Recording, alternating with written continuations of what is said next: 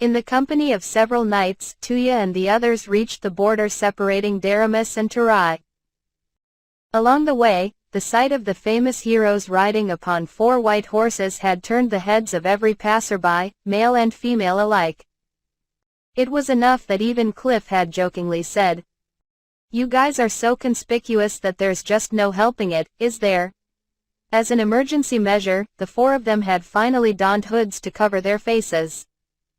"I'm very sorry, Tuya, but this is as far as we can escort you. Beyond this point is Toraj's domain. Although our countries are on friendly terms, knights cannot enter without express permission."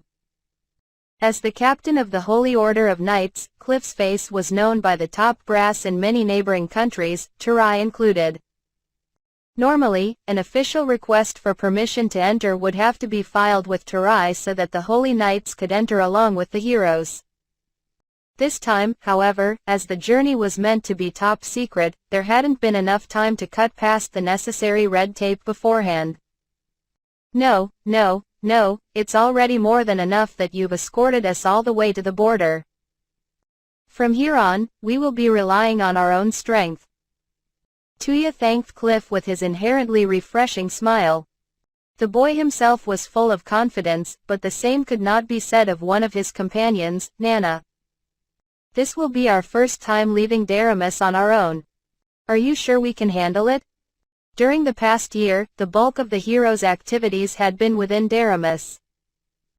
They had visited other countries with the knights on several occasions, but this was the first time they would be going abroad as a mere party of 4. Nana felt as nervous about this as she had felt when entering her very first dungeon. "In spite of what I said to the Oracle, I am truly impressed with the growth that all of you have shown. If I'm to be honest, I did not expect you to improve so fast, even considering your status as heroes. In terms of sheer levels, you 4 can already stand toe-to-toe with the top-tier fighters of many countries. But we've yet to win a single round against you," said Miyabi. Although her face was as expressionless as ever, her tone sounded slightly sulky. She was clearly displeased that in all their sparring matches thus far, she had yet to hit Cliff with her magic even once. "Ha ha ha. Well, I am the strongest knight in all of Daramis, after all. You have all grown a lot, but I can't let myself be surpassed just yet. HMPH. We won't lose next time." Setsuna accepted Cliff's encouragement with grace, but she was fully aware of the marked difference in strength that remained between the knight captain and her group. Cliff was level 84. According to Setsuna's inquiries, the strongest fighters in the world, including the Beast King of Gon, were all at a similar level. In contrast, Setsuna and her party members were barely past level 60. They had managed their rapid growth over such a short period of time by clearing Daramis's dungeons one after another at breakneck speeds. But they were still far from capable of seriously crossing swords with the real masters in each country. "We have to grasp something on this journey," Setsuna mused. "If I had to venture a guess, that is probably the reason behind Melfina-sama's recent prophecy." The landscape of Turai lay spread out before her eyes. Beyond this land, and beyond a big, wide ocean lay the Rizian Empire. Once again, she silently resolved to protect her friends no matter what. After making small talk for a little longer and going over some final details for the coming leg of the journey, the heroes finally parted with the knights and turned their horses in the direction of the capital of Turai. Their first goal: find the Daramesian ship waiting for them in the port there. Hollow diamond, hollow diamond, hollow diamond. Upon entering the city, the heroes left their horses at a stable, then took a good look at the scenery around them. The cityscape, which was markedly different from the one back in Daramis, turned out to be a rather nostalgic sight for these 4 youngsters who had grown up in Japan. "Doesn't Turai look kind of Japanese? Hey, want to take a look around town, everyone? Nana, we didn't come here to sightsee.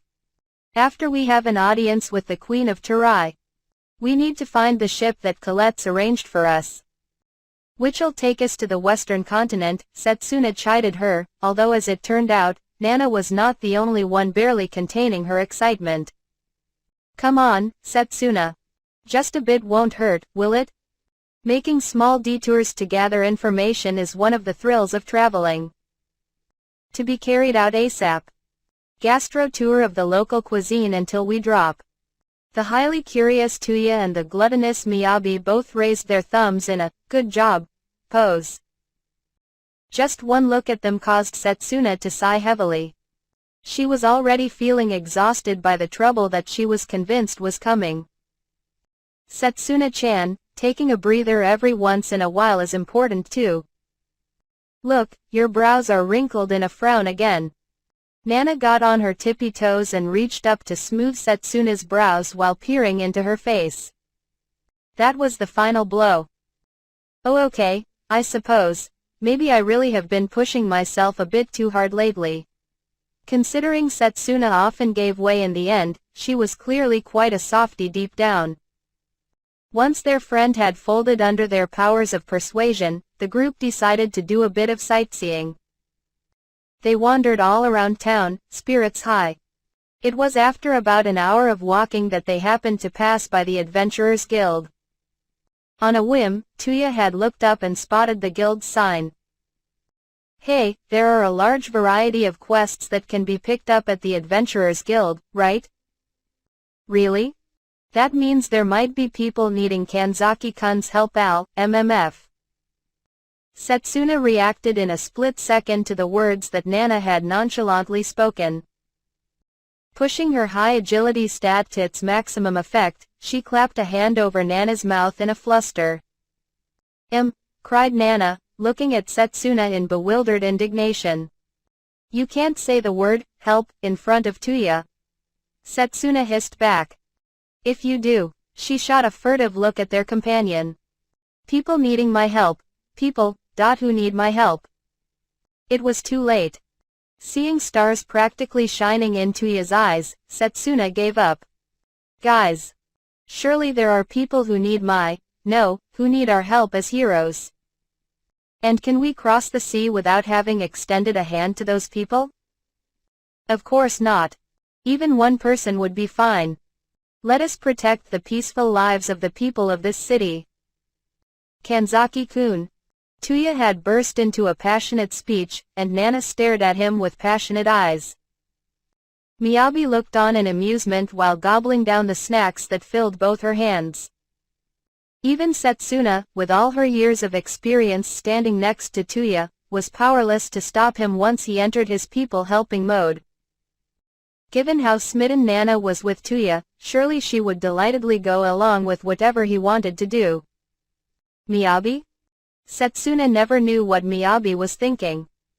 At this point, there was no choice but to let Tuya play the dashing hero until he was satisfied.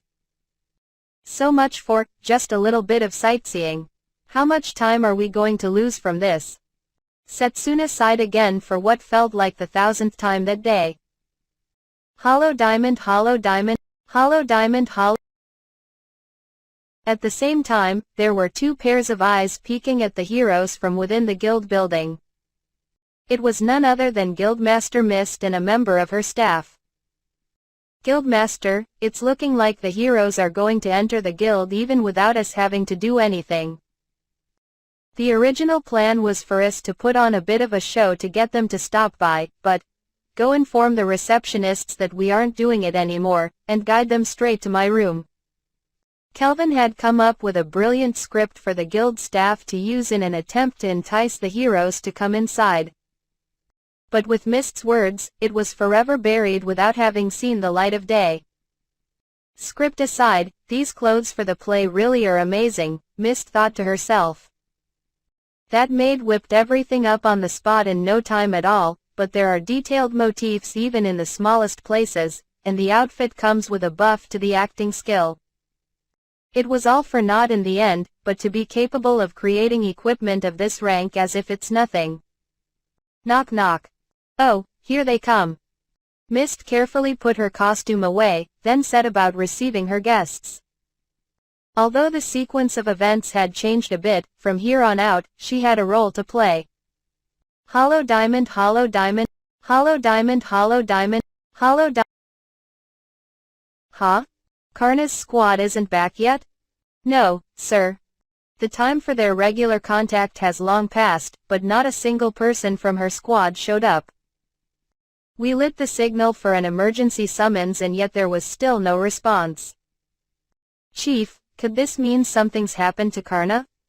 Just as Kristoff was about to help himself to the newly captured slaves for a bit of fun, one of his subordinates had run in bearing some very inconvenient news.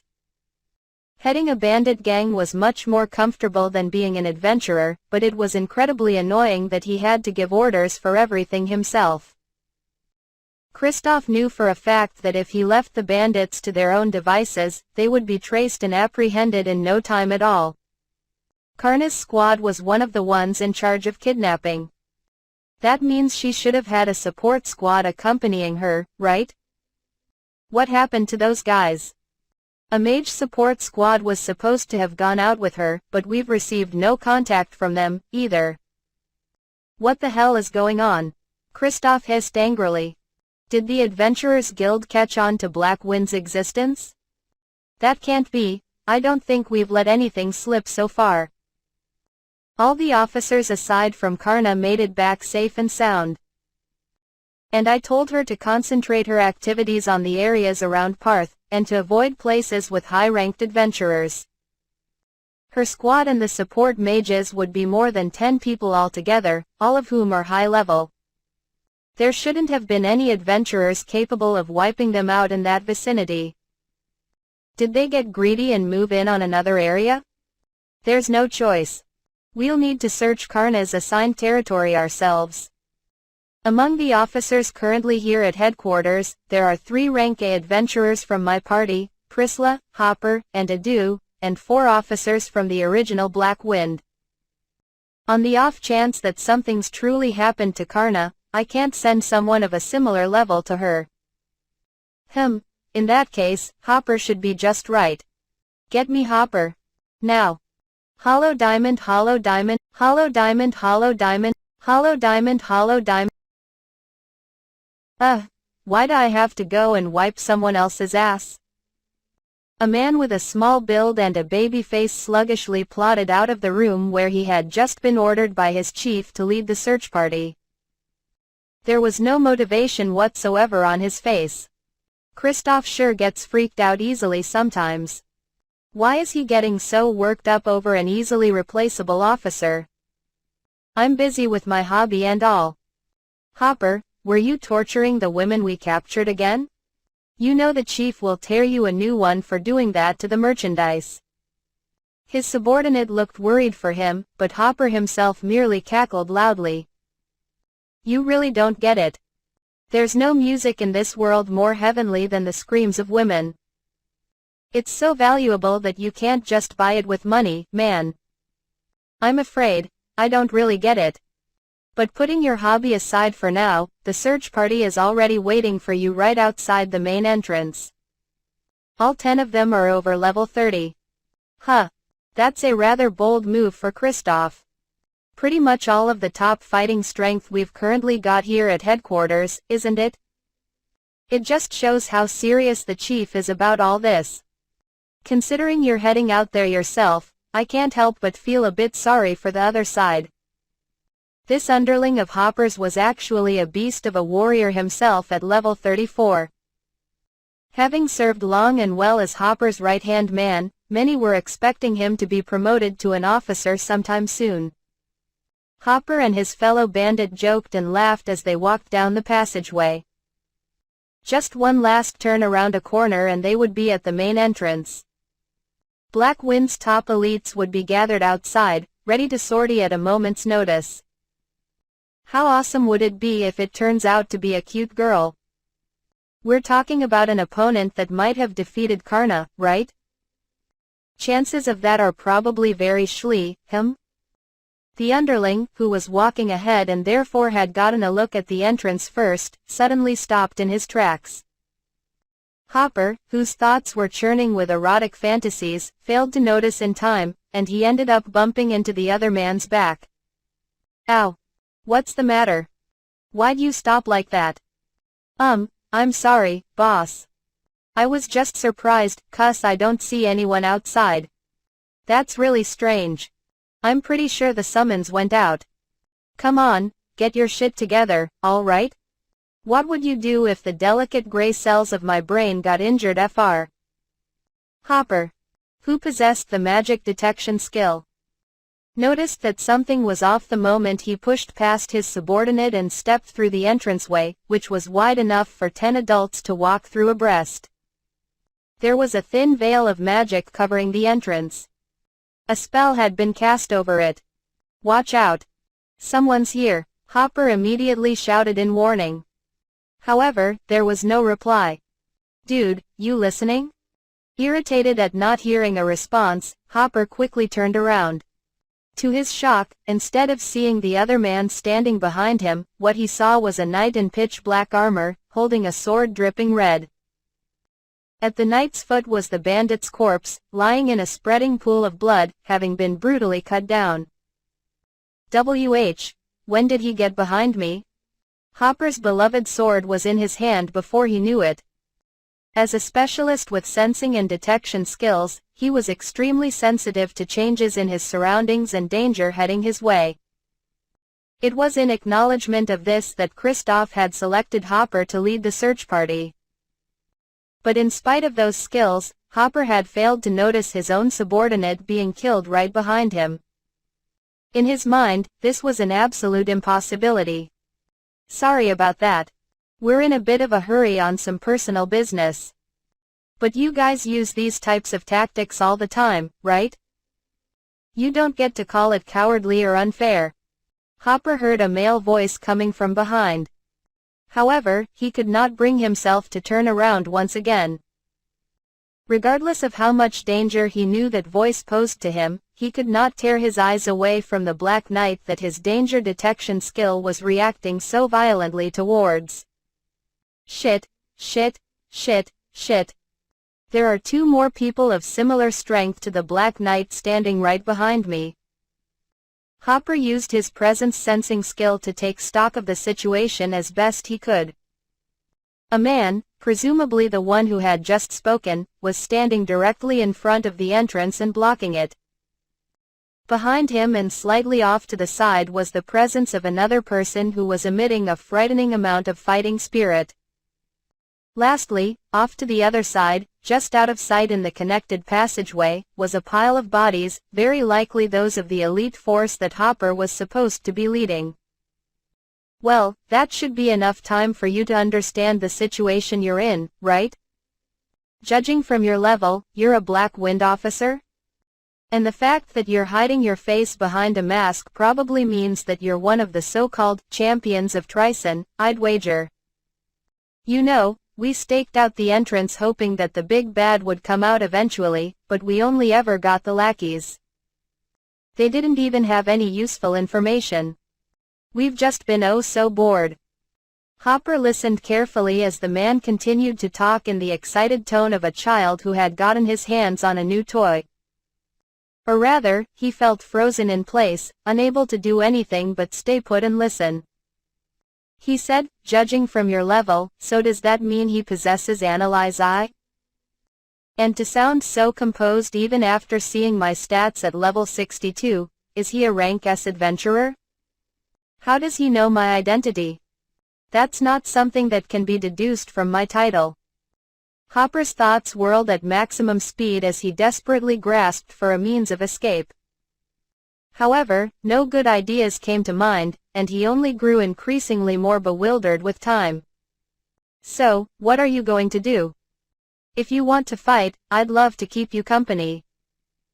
If you're willing to hand over all the information you know. Chief, intruders. Likely rank S, and they know WHO we are. Smart choice.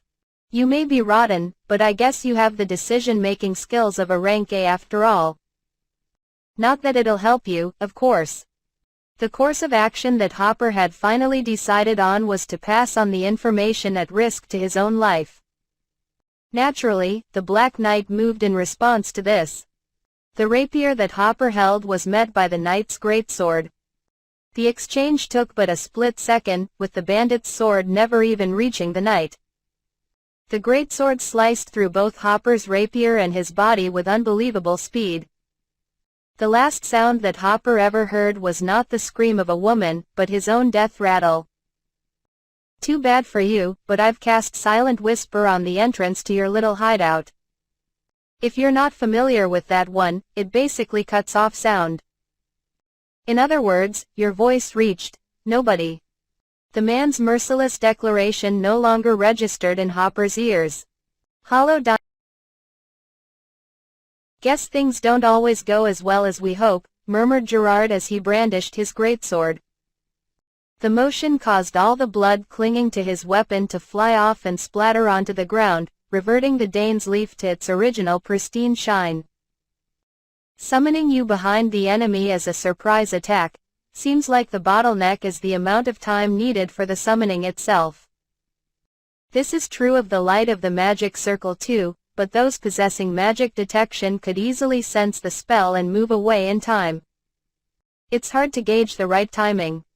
How about using it together with concealment somehow, my king? What we had just tried was a surprise attack strategy utilizing the summoning skill. The moment the masked man had stepped through the entrance, I had summoned Gerard behind the underling who had been trying to follow him out. By attacking immediately after being summoned, Gerard had managed to catch the guy entirely off guard and end him with a single slash. Additionally, by cloaking the entrance in the rank B green magic spell Silent Whisper, I had effectively put up a barrier that prevented sound from passing through. No noises made inside the hideout would be heard outside, with the same being true vice versa. That was why the thug hadn't been able to sense his fellow bandit being killed. So, how much longer are we going to be staking out this silly hole? I'm bored already, grumbled Sarah, standing with her legs spread, arms on her hips, and lips in a pout. Didn't you already enjoy yourself plenty during the fight just now? I'm very glad I cast Silent Whisper. In any case, it seems these two were the last people heading for the entrance. It's about time we take the initiative. Thanks to presence sensing, I had a pretty good handle on the positions of everyone inside the hideout. Those who hadn't taken a single step since we arrived were, in all likelihood, kidnapping victims being held there. What should we do with the Black Wind members that we killed, Master? I'm afraid letting the heroes see them would complicate matters. Dispelling her covert action state, Ephil stepped out from the shadow of the entrance.